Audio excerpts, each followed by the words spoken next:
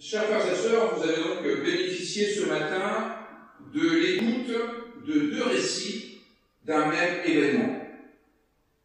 C'est comme s'il s'était passé quelque chose et que vous fassiez appel à deux témoins, vous leur demandiez de vous raconter ce qui s'est passé, et force est de constater que ça ne tombe pas très bien tout de même.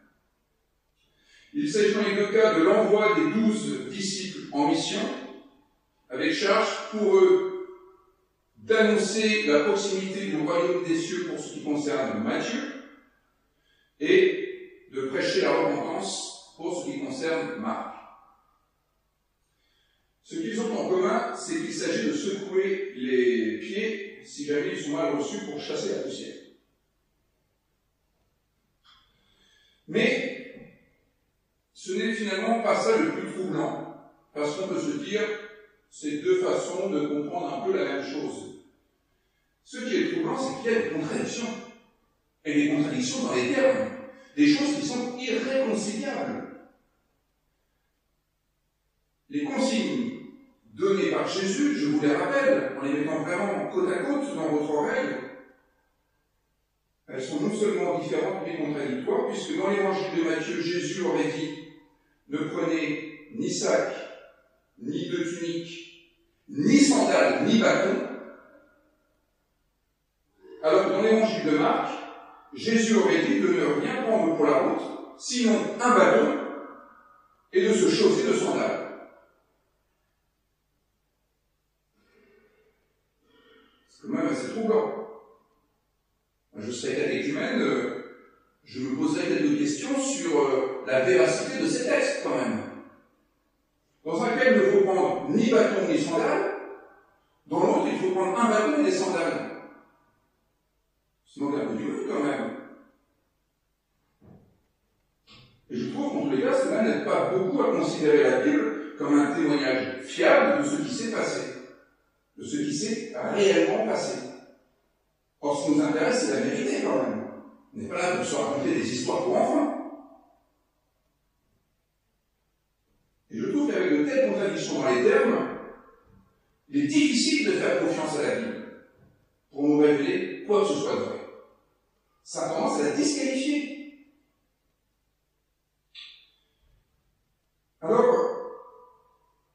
si nous faisions un bond de quelques milliers d'années et que nous essayions de mettre cela en film, par exemple, un film sur la vie de Jésus, je crois que le scénariste serait assez embarrassé. Comment faire concorder ces deux éléments si contradictoires en un? Et n'importe quel scénariste qui maintiendrait ces contradictions serait complètement incendié par la critique qui dirait qu'il n'a pas fait le b.a.-ba du travail de scénariste, à savoir obtenir un récit quand même un peu harmonieux. Vous savez, c'est comme lorsqu'on voit un film, sur un plan, il y a le personnage qui est comme ça, et sur l'autre plan, il est comme ça. On se dit qu'au montage, ça n'a pas très bien marché quand même.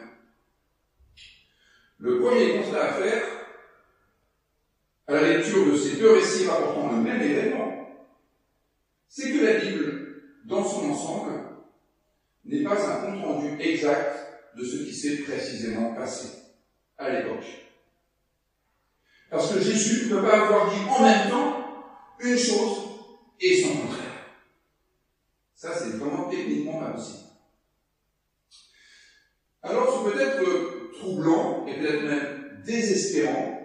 Et moi, j'aimerais vous montrer à quel point cela n'a rien de catastrophique et que c'est même plutôt réjouissant. Ces contradictions dans les termes ne devraient pas nous choquer outre mesure, mais nous faire prendre conscience du projet de la Bible, qui n'est pas de restituer l'histoire telle qu'elle s'est déroulée, mais de nous faire comprendre l'impact que la présence sensible de Dieu a eu sur des personnes.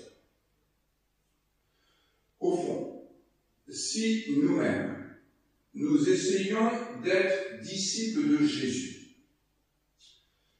et de lire ces textes bibliques pour savoir ce que signifie être disciple de Jésus, eh bien, ce qui est intéressant pour nous, ce n'est pas de connaître le détail de la vie de Jésus, mais c'est de comprendre quel est l'impact que Jésus a pu avoir sur les disciples pour nous-mêmes nous mettre à cette école, pour nous-mêmes être au bénéfice de cet impact, pour nous-mêmes comprendre ce que Jésus a déclaré à ses disciples. Les évangiles n'ont pas pour but d'être des biographies de Jésus. Sinon, ça serait vraiment une biographie ratée. On ne sait rien de Jésus. Mais vraiment rien. Le but des évangiles, c'est de nous faire comprendre ce que devient la vie lorsqu'elle est vécue face à Dieu. Qu'est-ce que la vie spirituelle? Qu'est-ce qu'une vie croyante? Qu'est-ce que ça change de croire en Dieu? Bien, voilà ce que proposent les évangiles. Les évangiles nous disent ce que la vie devient lorsqu'elle est vécue face à Dieu, c'est-à-dire en fonction de ce que le Christ a révélé. Par conséquent, n'attendons pas de la Bible qu'elle soit sans contradiction apparente. N'attendons pas de la Bible qu'elle soit sans contradiction, sans erreur historique. Les rédacteurs de la Bible n'ont pas essayé de nous faire un récit historique. Les rédacteurs de la Bible ont essayé de nous dire ce qui se passe chez les personnes qui ont l'intention de suivre Jésus.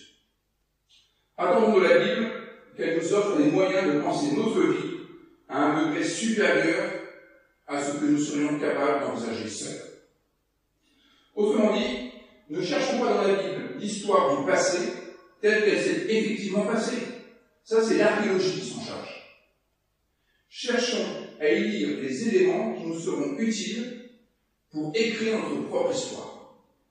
La Bible n'est pas un livre du passé, c'est le livre de notre présent. La Bible permet de porter notre attention sur ce que nous sommes appelés à vivre, pas sur ce que les autres ont vécu. Alors la question que nous pouvons nous poser, évidemment, avec cette contradiction dans les termes, c'est que faut-il faire de nos chaussures? Est-ce qu'il faut revêtir ses baskets, ses sandales, ses tongs, ses espadrilles, ou leur faire de la place dans les placards? J'aurais peut-être dû prêcher là-dessus avant les soldes. S'il y a une contradiction dans les termes, dans les propos attribués à Jésus au sujet des sandales, c'est peut-être tout simplement parce qu'en fait, Jésus n'a jamais parlé de sandales. D'ailleurs, dans l'évangile selon Luc, que je ne vous ai pas lu, mais il faut bien que vous ayez encore un peu de lecture chez vous tout à l'heure, dans l'évangile selon Luc qui rapporte le même épisode, il n'est pas question de sandales. Simple comme l'évangile. Quoi qu'il en soit, les deux rédacteurs vont utiliser cette question des sandales pour exprimer, chacun à sa manière, quelque chose d'utile pour la vie des disciples de Jésus. Et donc pour nous qui essayons tant bien que mal d'être également disciples de Jésus. Les sandales ne sont qu'un moyen pour faire passer un message. Il s'avère qu'ils avaient chacun un message à faire passer et qu'ils ont utilisé le même élément pour faire passer leur message. Mais ce n'est pas les sandales qui comptent, c'est ce que les sandales signifient, bien sûr. Je reviens sur ce que j'avais dit il y a quelques semaines. Quand le sage montre la lune du doigt, il faut regarder la lune, pas le doigt. Eh bien, c'est pareil. Ne regardez pas trop les sandales. Regardez ce que les sandales désignent. Et les sandales vont désigner deux choses différentes, selon Matthieu et selon Marc. Il n'y a pas forcément une contradiction dans les termes, il y a finalement deux directions qui sont empruntées à partir d'un même objet. Chez Matthieu, nous sommes dans la version minimaliste. C'est Larzac 1970. Ni bâton, ni sandales. Pourquoi ne pas prendre de sandales? Est-ce que ça vous vient pas l'idée, vous, de partir en mission sans vos escarpins, vos chaussures, chaussures de marche, baskets, tennis? Eh bien, je crois que la réponse est simple comme l'évangile. ne pas mettre de sandales pour être pieds nus. Parce que pieds nus, dans la Bible, cela n'a rien d'anodin. Dans la Bible, être pieds nus, c'est ce qui arrive aux personnages qui ont une expérience particulière de Dieu, dans certaines traditions. C'est le cas de Moïse. Dans le livre de l'Exode, au chapitre 3, lorsqu'il est face au buisson ardent, et dans un épisode qui lui est extrêmement semblable, dans le livre de Josué, au chapitre 5, face à Jéricho. Dans les deux cas, Moïse et Josué doivent retirer leurs sandales parce que le lieu sur lequel ils se tiennent est une terre sainte. C'est comme à la mosquée. On enlève ses chaussures parce que c'est un lieu sacré. C'est une façon de dire qu'il y a effectivement une présence de Dieu sensible. Et pour marquer cela, on retire ses chaussures. On est pieds nus, en contact direct avec cette sainteté. Dans le cas de Matthieu, il s'agirait peut-être de dire aux disciples qu'ils vont arpenter une terre sainte. Leur terre de mission est une terre où Dieu sera présent. C'est une manière d'injecter une haute exigence dans la mission des disciples. Il ne s'agit pas simplement d'aller rencontrer les gens, de discuter avec eux. Il s'agit de manifester la présence de Dieu dans chaque rencontre qui aura lieu. Plus que cela, il s'agit de manifester la présence de Dieu dans chaque acte de la vie quotidienne. Selon la formule de Martin Buber, Dieu est là où on le fait entrer. Selon la version de Matthieu, Dieu est là où vous mettrez les pieds. Cette histoire de sandales, qu'il ne faut pas mettre, indique que notre vie, dans ce cas-là de plus ordinaire, est toujours spirituelle. Cela signifie que Dieu est présent non pas simplement dans l'enceinte de ce temple, ni même pendant le temps du culte. Cela signifie que lorsque nous sommes un peu disciples de Jésus, Dieu est là où nous mettons les pieds. C'est vrai aussi bien au Pic Saint-Loup qu'à la Paillade, voire pour les plus téméraires dans la mer Méditerranée. Chaque moment, chaque aspect de la vie quotidienne sera à vivre devant Dieu. C'est-à-dire en fonction de l'exigence révélée par Jésus. Et ça dit bien la proximité du royaume des cieux. Les disciples, selon l'évangéliste Matthieu, prêchent le royaume des cieux. Et cela est signifié par le fait qu'ils sont pieds nus. Parce que lorsque nous sommes pieds nus, c'est que Dieu est là. Ça signifie que Dieu est à proximité. Dieu est disponible. Il n'est pas de l'autre côté de la mer pour que l'on dise « mais qui nous ira chercher ?» Il n'est pas là-haut dans le ciel pour que l'on dise « mais qui nous ira chercher ?» Il est là, tout près de toi, dans ton cœur, dirait le rédacteur de Deutéronome. Cela signifie que chaque aspect de la vie quotidienne est donc inspiré par Dieu. Lorsque nous mangeons, lorsque nous travaillons, lorsque nous sommes en relation les uns avec les autres.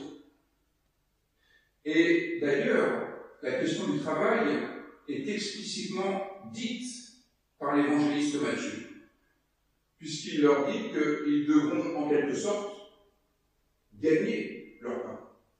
C'est la raison pour laquelle ils sortent de leur zone de confort en étant un peu nus, un peu démunis, de façon à pouvoir exercer leur talent. Ne pas être simplement dépendant des autres, mais pouvoir exercer ses talents. Passons maintenant à l'évangéliste Marc, qui lui, comme vous vous en souvenez, a dit qu'il faut prendre un bâton et il faut prendre des sandales. C'est une version bien divergente. Prendre un bâton et avoir des sandales évoque un autre passage de la vie de Moïse. Toujours dans le livre de l'Exode, cette fois au chapitre 12, c'est le moment où le peuple doit sortir d'Égypte, de la maison de servitude. C'est le moment de la libération. Il faut célébrer la Pâque. Et comment célèbre-t-on la Pâque? On la célèbre debout, les sandales aux pieds, le bâton à la main et la ceinture sur les reins. Les trois éléments que Marc dit de prendre pour partir en mission. C'est le signe du départ, c'est le signe de la libération d'Égypte. Et voilà la mission qui est confiée par Jésus aux disciples, selon Marc. C'est le temps de la libération. L'exode est encore à vivre aujourd'hui. Et cela se traduit dans l'évangéliste Marc par ce qui l'intéresse, à savoir chasser les démons, chasser les esprits impurs, autrement dit, tout ce qui nous empêche d'être nous-mêmes. Les démons, les esprits impurs, ce ne sont pas des êtres surnaturels. Ce sont toutes les puissances qui nous empêchent d'être libres, de mener notre propre existence, qui nous rendent esclaves. Les puissances, ce peut être aussi bien les phénomènes de mode. Les puissances, ce peut être aussi bien la publicité. Les puissances, ce peut être aussi bien les parents qui disent toujours aux enfants ce qu'ils doivent faire, comment ils doivent s'habiller, etc. Arrive un moment où il faut se libérer aussi d'un. Et il est pas seul. Être libre ne consiste pas toutefois simplement à se libérer de ce qui nous entrave. La liberté, ce n'est pas simplement l'absence de contraintes. D'ailleurs, on ne peut pas se libérer de toutes les contraintes. Vous le savez très bien, je le répète assez souvent, on ne peut pas se libérer de la force de gravitation comme ça. Être libre ne consiste pas non plus à être forcément en dehors d'une cellule comme il y en a dans les prisons. Il y a des barreaux qui ne sont pas des barreaux physiques, mais qui maintiennent pourtant les personnes en captivité. Marc indique l'esprit dans lequel doit être vécue la mission des disciples de Jésus. Il s'agit d'être agent de la libération. Vous voulez être disciple de Jésus? Très bien. Alors, vous allez faire le plaisir de faire en sorte que les gens que vous rencontrez soient un peu plus libres après vous avoir vu qu'avant. Si les gens qui viennent ici, par exemple, se retrouvent un peu plus coincés qu'ils ne l'étaient en arrivant, c'est pas bien la mission de Jésus. Si vous avez tendance à rendre les gens un peu moins libres qu'ils ne l'étaient, c'est pas bien la mission de Jésus non plus. Il s'agit d'offrir aux personnes que nous croisons la possibilité d'être un peu plus libres. Ce qui commence par ne plus être sous la domination des puissances qui nous empêchent de faire nos propres choix et de décider de quelle manière nous voulons mener notre vie. Cette ambiance d'exode indique le sens général de la vie des disciples de Jésus. Et quand on y pense, ce n'est pas finalement si contradictoire que cela avec ce que Matthieu est en train de dire. Souvenons-nous de la manière dont se passe l'Exode. L'Exode se passe avec cette grande traversée du désert. Et bien, dans la traversée du désert, Dieu était présent. Le jour par une nuée, la nuit par une colonne de feu. Et ça, c'est ce qu'explique Matthieu finalement, en disant que la terre que vous foulez, même lorsque c'est le désert, est une terre qui peut être sainte, c'est-à-dire que ce que vous vivez peut être profondément spirituel. Par la mention des sandales et du bâton, Marc rappelle que la liberté ne se fait pas sans une forme de traversée du désert. La liberté ne se fait pas sans sortir de sa zone de confort, sans être confronté à des milieux hostiles, à des difficultés sérieuses. Et la liberté n'est pas simplement une partie de plaisir.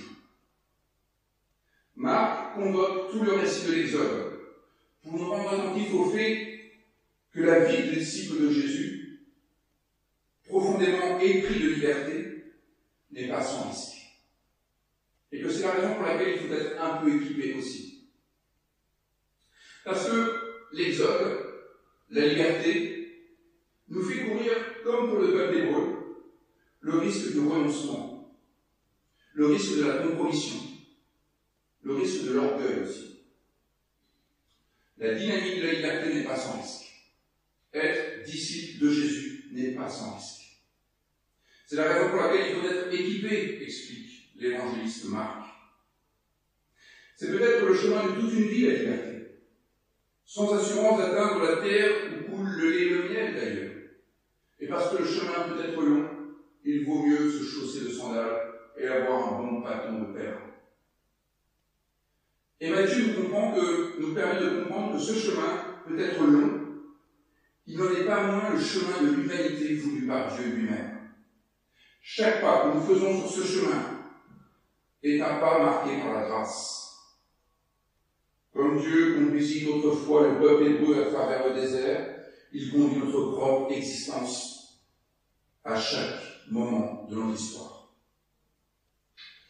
Comme Dieu fut manifesté sous la forme d'une nuée, d'une colonne de feu, nous pouvons dire que Dieu est un vis-à-vis pour chaque pas que nous faisons au quotidien. Dieu, c'est ce qui nous permet de penser le sens que nous donnons à chaque pas que nous faisons. Pour paraphraser l'un de nos anciens présidents, on pourrait dire que chaque pas est un nouveau chemin d'ailleurs. Vivre en disciple de Jésus, c'est donc se libérer des habitudes dénuées de sens. Vivre en disciple de Jésus, c'est orienter notre vie vers une existence plus accomplie. Se libérer des habitudes, se libérer des conformismes, se libérer des servitudes, se libérer de ce qui nous correspond si peu, se libérer de ce qui n'est pas notre vocation personnelle. Voilà le sens de la mission selon l'évangéliste Marc. Donner du sens, orienter notre vie vers la terre promise, vers une terre, vers un moment où il est possible de vivre notre existence face à ce qu'il y a de plus souhaitable, face à l'espérance de Dieu, pour le dire de manière théologique. C'est la raison pour laquelle, en judaïsme, on dit que la religion, c'est ce qui nous fait sortir de la nature pour nous faire entrer dans la culture. C'est la raison pour laquelle, en judaïsme, on dit qu'on ne se nourrit pas pour satisfaire les envies de notre estomac. On s'alimente pour acquérir l'énergie nécessaire pour mener notre vie. C'est un acte culturel. On donne du sens à ce que l'on fait. On pourrait dire aussi que nous ne faisons pas systématiquement ce qu'on nous demande, comme si nous étions finalement des automates très obéissants à leur programmeur. Non. Nous accomplissons notre vocation. Nous ne sommes pas de ceux qui obéissent aveuglément aux ordres de la loi. Nous œuvrons en vue d'un monde plus juste. Nous ne faisons pas nos devoirs par peur d'une mauvaise note. Jamais. Nous étudions, nous apprenons nos leçons, nous faisons consciencieusement nos devoirs à la maison pour acquérir les connaissances et les savoir-faire qui nous seront utiles pour rendre le monde infiniment plus vivable. Nous ne sommes pas polis par politesse pour honorer l'éducation de nos parents, mais parce que nous avons à cœur d'aimer notre prochain, ce prochain que Dieu nous désire.